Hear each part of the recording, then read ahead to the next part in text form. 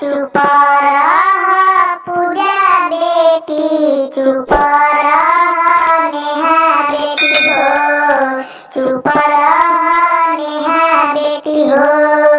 आजू भर रहबू काहे चली जइबू, चुप रह प्रीति बेटी हो, चुप रह प्रीति बेटी हो।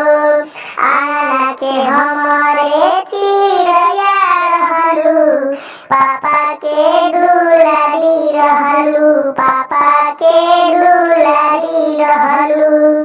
आजू भर रहबू काहे चली जइबू, चुप रह पूजा बेटी हो, चुप रह नेहा बेटी हो।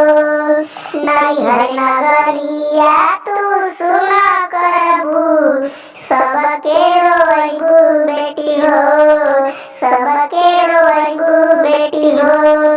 चुप रह काजल बेटी हो, चुप रह सोनी बेटी हो। आजू भर रहबू काहे चली जइबू, चुप रह नेहा बेटी हो, चुप रह प्रीति बेटी हो।